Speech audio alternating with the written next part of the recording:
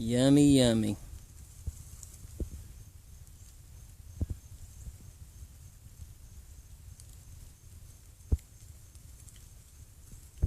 This is why it's after a few frosts before we eat squirrel in South Georgia.